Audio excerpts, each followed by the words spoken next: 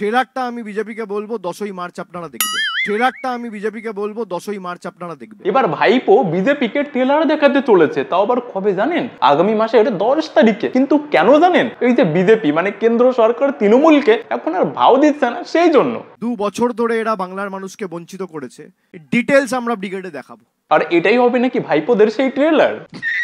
আর যে ট্রেলারটা আগামী 10 তারিখে লঞ্চ হতে চলেছে, সেই ট্রেলারটার নাম কি দিয়েছে জানেন? নাম দিয়েছে গর্জন সভা। কিন্তু তৃণমূল কংগ্রেস মানুষকে সংগঠিত করে লড়াই করছে, সেই কারণেই নাম দিয়েছে জনগর্জন সভা। জনগর্জন সভা।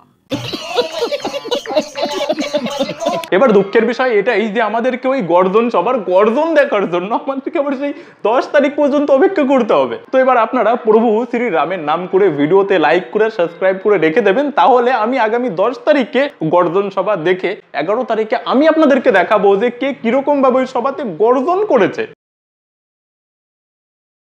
তাছাড়া আপনারা কি জানেন যে গত কয়েক মাস আগে ভাইপো দিল্লিতে গিয়েও একটা ট্রেলারে দেখিয়ে এসছে।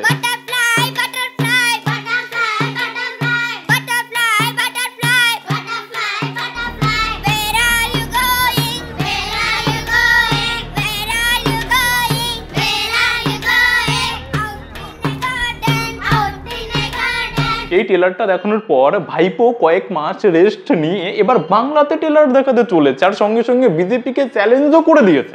যারা এত বড় বড় ভাষণ দিচ্ছে তাদেরকে বলবো, যদি পাল্টা সাংগঠনিক ক্ষমতা থাকে তাহলে ব্রিগেডের জায়গাটা তো রাজ্য সরকারের নয়, প্রতিরক্ষা দপ্তরে, ডিফেন্সের। তাহলে পাল্টা 11 তারিখ বা 12 তারিখ একটা সভা করে তাদের কত ক্ষমতা একবার দেখাক। যেন মনে হচ্ছে অভিষেক ব্যানার্জি বিজেপিকে মহা মূর্খ ভেবে রেখে দিয়েছে, যে অভিষেক ব্যানার্জি চ্যালেঞ্জ করলো আর বিজেপি সেটা একসেপ্ট করে সেখানে তারাও সভা করার জন্য প্রস্তুতি শুরু করে দেবে। আর এরপরে কি করবে? মিডিয়া বিজেপি আর তৃণমূলের সভা নিয়ে নাচানাচি শুরু করে দেবে, আর মাঝখান থেকে সন্দেশখালি চেপে যাবে। क्या सोच है रे तेरी? যখন ইচ্ছা হবে আমি টাকা আটকে দেবো, যখন ইচ্ছা হবে আমি টাকা বন্ধ করে দেবো। পৈতৃক সম্পত্তি নাকি কারোর? মামার বাড়ির আবদার?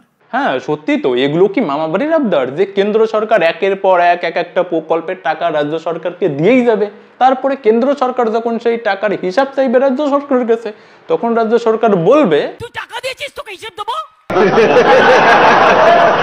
আচ্ছা পিসি, এখন পর্যন্ত কেন্দ্র সরকার ওই 100 দিনের কাজের কত টাকা দিয়েছে একটু হিসাব দাও না। তুই টাকা দিয়েছিস, তোকে হিসাব দেবো। ঠিক আছে পিসি, ঠিক আছে, এরকম ভাবে চিল্লিয়ে বলো না, সবাই ভয় পেয়ে যাবে। দেখো পিসি, তুমি ঠিক আছে হিসাবটা দিচ্ছ না, ঠিক আছে, কিন্তু এটার তো হিসাব দাও। 100 দিনের কাজের টাকা এখন পর্যন্ত কেন্দ্র সরকার যা পাঠিয়েছে তার থেকে কত পরিমাণ চুরি হয়েছে সেটার হিসাব দাও। তুই টাকা দিয়েছিস, তোকে হিসাব দেবো।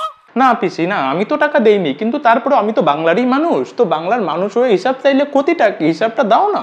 উনি আমাকে হিসাব চাইবেন, বুঝুন অবস্থা।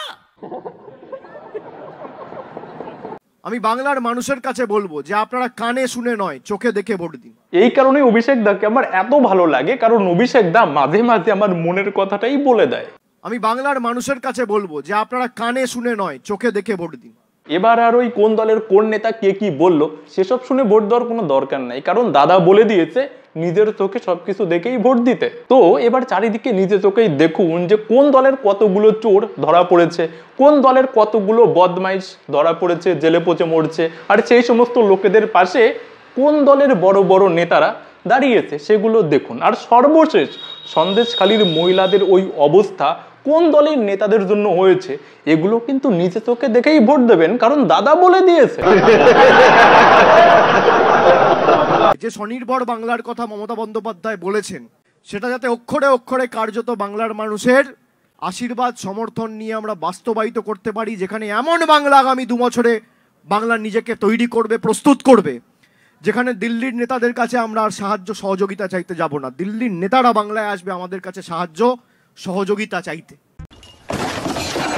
দিল্লির নেতারা বাংলায় আসবে আমাদের কাছে সাহায্য সহযোগিতা চাইতে। তারা গত 13 বছর ক্ষমতায় থাকার পরেও এখন পর্যন্ত যাদের দল থেকে চোরগুলোকে ছাঁটাই করে নিজের পায়েই ঠিক করে দাঁড়াতে পারলো না, তারা নাকি আবার বাংলাকে এমন ভাবে তৈরি করবে, তাও আবার আগামী 2 বছরের মধ্যে এমন ভাবে বাংলাকে তৈরি করবে যে কেন্দ্র সরকার নাকি এদের কাছে এসে সাহায্য চাইবে। নাচতে না জানলে উঠোন বাঁকা। 2021, 22, 23, 23 100 দিনে পয়সা বিজেপি সরকার দিয়েছে, 10 পয়সার ফান্ড ছাড়েনি। আমরা পারবো কোনোদিন বাড়িতে কাউকে 6 মাস 8 মাস ধরে কাজ করিয়ে হঠাৎ তাকে বলে দিলাম চলে যাও, তোমার মাইনা দেবো না? পারবো, আমাদের বিবেকে বাঁধবে। সত্যি কি বিবেক মাইরি যে 100 দিনের কাজের মধ্যে এত পরিমাণে দুর্নীতি হওয়ার কারণে কেন্দ্র সরকার টাকা আটকে রেখে দিয়েছে, তার জন্য দাদার বিবেকে লেগেছে। আর অন্যদিকে আমাদের এই বাংলার হাজার হাজার স্টুডেন্ট 15-20 বছর ধরে বাপের টাকা খরচা করে লেখাপড়া করে নিজেদেরকে চাকরি পাওয়ার মতো করে তুলেছেন, যে যাতে তারা ভবিষ্যতে চাকরি পেয়ে তারা তাদের ফ্যামিলিকে, তাদের মা বাবাকে দেখতে পারে। এবং তারপরে তারা কঠিন থেকে কঠিনতম চাকরির পরীক্ষায় পাশ করার পরেও তারা চাকরি পায়নি, কারণ সেই চাকরি অন্যরকম ভাবে অযোগ্যদেরকে বিক্রি করা হয়েছে। পরবর্তীতে সেই যোগ্য ব্যক্তিরা গত 3 বছর ধরে রাস্তায় ধর্ণা দিয়ে বসে আছে। তাদের জন্য দাদার বিবেক অনুবীক্ষণ যন্ত্র দিয়ে খুঁজে পাবেন না, অনুবীক্ষণ যন্ত্র দিয়ে খুঁজে পাবেন না। ভোটের সময় একের পর একই বাংলায় খুন হয়, তখন কারো কোনো বিবেকের কথা মনে পড়ে না। সন্দেশখালীর মহিলারা এইরকম ভাবে অত্যাচারিত হয়েছে, তাদের জন্য কারোরই কোনো বিবেকে লাগছে না। কিন্তু কোনটা লাগছে? ওই যে 100 দিনের টাকা, কেন্দ্রের টাকা, মানে কেন্দ্র 100 দিনের টাকা দেয়নি, তার জন্য বিবেকের কথা মনে পড়ছে।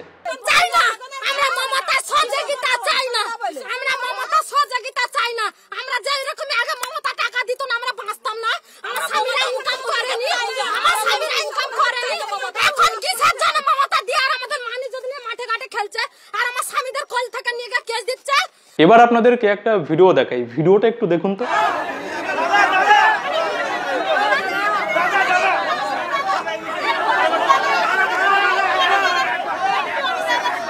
এটা দেখে যেন মনে হচ্ছে যে ডিসি বা মার্ভেল থেকে কোনো সুপারস্টার এসেছে। এবার আপনাদেরকে একটা ফটো দেখাই, এই ফটোটা একটু ভালো করে দেখুন আর বুঝুন। এই ফটোটা দেখে আপনাদের কি মনে হচ্ছে? যেন মনে হচ্ছে না যে অভিষেক দাকে এই ঠাকুমাটা কতটাই না বেশি ভালোবাসে? হ্যাঁ, সেটাই তো মনে হচ্ছে, এটাই তো আর কি প্রেজেন্ট হচ্ছে। আমার তো সেটাই মনে হচ্ছে, আপনাদের অন্য কিছু মনে হলে আপনারা বলতে পারেন। কিন্তু এবার এই ফটোটার বাস্তবিকতাটা আপনাদেরকে দেখাই।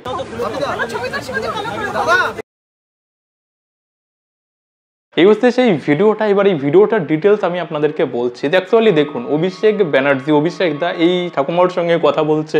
কথা বলতে বলতে আগে পাশে দেখুন একটা ক্যামেরা রয়েছে, মানে অভিষেক দারই আর কি ক্যামেরাম্যান হয়তো হবে। তো সেই ক্যামেরাম্যান রয়েছে, আর অভিষেক দা কি করছে, ওনার সঙ্গে কথা বলতে বলতে অভিষেক দা নিজে মাথাটা ওইরকম ভাবে 1 সেকেন্ডের জন্য করলো, আর ক্যামেরাম্যান টাচ করে ফটোটা তুলে নিল, আর সেই ফটোটা সোশ্যাল মিডিয়াতে ছেড়ে দেওয়া হলো। আর সবাই দেখে এটাই বুঝলো যে হ্যাঁ, সবাই দেখো যে অভিষেক ব্যানার্জির সঙ্গে বয়স্ক মানুষদেরও কতটা ভালো সম্পর্ক। দেখুন, এই সমস্ত মুহূর্তের এইরকম ধরনের ফটো তোলার জন্য না নেতাদের আলাদা করে ক্যামেরাম্যান রাখা থাকে, তাতে আমার কোনো সমস্যা নেই। আলাদা করে ক্যামেরাম্যান রাখা থাকে, তারা সোশ্যাল মিডিয়াতে এই ভিডিও ফটো ছাড়ে, তাতেও কোনো সমস্যা নেই। কিন্তু সমস্যাটা হচ্ছে এটাই যে যখন দেখুন মোদি কোনো জায়গাকে রিপ্রেজেন্ট করে, তখন ইনাদেরই আবার প্রবলেম হয় যে মোদি ক্যামেরাবাজ, মোদি এটা লোক দেখানো করছে, লোক দেখাচ্ছে। কিন্তু এনারা যেটা করছে সেটা কি?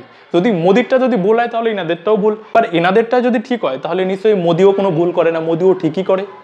তো আজকের মতো ভিডিওটা এখানেই শেষ করছি। আর যারা গত ভিডিওটা দেখোনি তারা সবাই হাত তোলো, হাত তুলে এই যে পাশে যে ভিডিওটা দেখতে পাচ্ছ এর উপরে ক্লিক করো, তাহলে দেখতে পাবে যে এবিপি আনন্দকে নিয়ে কিরকমের নাটক চলছে। তো সবাই ভালো থেকো।